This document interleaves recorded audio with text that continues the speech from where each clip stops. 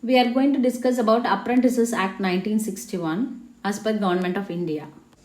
Total sections in the Act is 38. Total chapters, 3 chapters are there.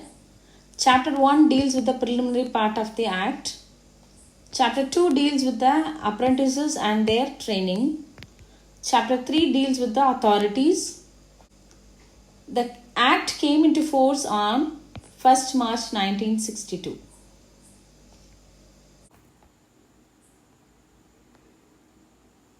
Chapter 1 Preliminary. It extends to the whole of India. The definition. Apprentices means a person who is undergoing apprenticeship training in pursuance of a contract of apprenticeship. So who is apprentice? Who is undergoing apprenticeship training in pursuance of a contract of apprenticeship. Applicability notified by the central government. As per the notification of central government, some definitions. All India Council of Technical Education is called as All India Council. The course of training in any industry or establishment with the contract of apprenticeship is called apprenticeship training. Any person who employs one or more person for remuneration in an establishment is called employer. A place where any industry is carried on is called establishment. Prescribed by the rules made under this act is called prescribed. If anywhere, if the word prescribed is used, which means prescribed by the rules made under this act. Apprenticeship advisor is a person who is appointed by central and state government respectively under section 26. Subsection 1 is central apprenticeship advisor, and as per subsection 2 is state apprenticeship advisor. Chapter 2, section 3. Qualification for being engaged as an apprentice. Not less than 14 years of age and should be satisfied with the standard of education and physical fitness as prescribed in the Act. Section 4. Contract of apprenticeship. When we enter into the contract, if he or she is a minor, their guardian has to enter into the contract. Apprenticeship commences on the date when they enter into contract. On the same date it commences. Section 5. Novation of contract of apprenticeship. If unable to continue with the contract, then novation takes place. The apprentice can apply for novation if unable to continue with the first employer. Any reason, if unable to fulfill obligation under the contract approved by the apprenticeship advisor, then novation takes place. The unexpired portion of the period of the contract of first employer shall terminate. No obligation shall be enforceable against the other party. Section 6. Period of apprenticeship training. As specified in the contract of apprenticeship, it shall be determined by the National and State Council. Period shall be determined by the National and State Council. Section 7. Termination of apprenticeship contract. There are few conditions. One is on the expiry of the period of training. Number 2 is application of termination by one party to apprenticeship advisor, and copy has to send to the other party. Failure on the part of employer, then employer shall pay compensation as may be prescribed by the Act. Section 8. Number of apprentice for designated trade. Central Apprenticeship Council. The central government and the Central Apprenticeship Council by order notified in the official gazette determine for each trade. Section 9. Practical and basic training of apprentices. Every employer shall be liable to make suitable arrangements for imparting practical training accordance by the program approved by the apprenticeship advisor as per the direction of the apprenticeship advisor, which is approved, the employer shall make suitable arrangement to impart practical and theoretical training. Section 10. Related instruction has to be given for practical training to become fully qualified as a skilled craftsman. So here the qualified trainer has to be used. Section 11 says the obligation of employer to provide qualified trainer accordance with the contract and the provision of the act. Theoretical and practical training has to be given using the qualified trainer.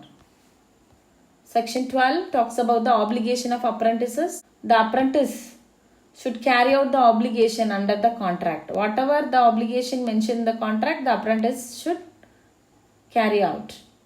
And they should attend classes regularly and learn conscientiously before the expiry of the period of contract. Section 13 talks about the payment of apprentices stipend at the rate of not less than the prescribed minimum rate. So the prescribed minimum rate is given by the central and state government. Appropriate government will give the prescribed minimum rate. No bonus or other incentives are given to the apprentices. Section 14, it talks about the health, safety and welfare. As per Factories Act 1948 and Mines Act 1952, the health, safety and welfare measures has to be taken. Section 15, hours of work, overtime, leave and holidays. Holidays as are observed in establishment. No overtime except permitted by the apprenticeship advisor.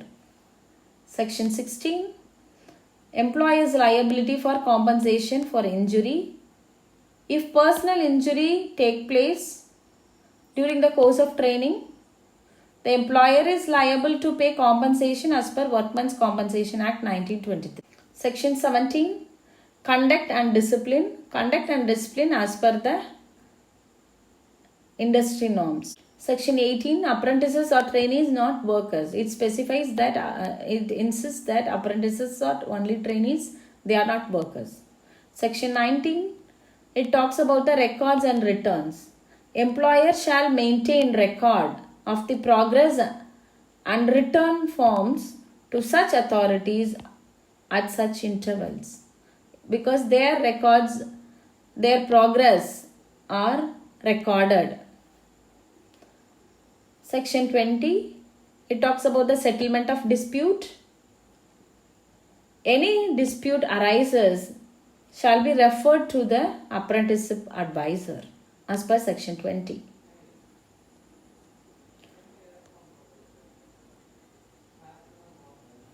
Section 21, holding of test and grant of certificate and conclusion of training. It talks about all these things. Number 1, progress is assessed by the employer and test by National Council is conducted and certificate will be issued by the board. Section 22, it says about offer and acceptance of employment.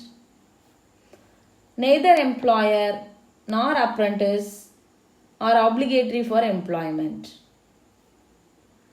It is not their obligation to offer employment or accept employment. Chapter 3, it talks about the authorities. Section 30 talks about the offences and penalties. If any employer engages an apprentice who is not qualified, they are doing offence. Fails to carry out the contract terms and conditions, it is an offence.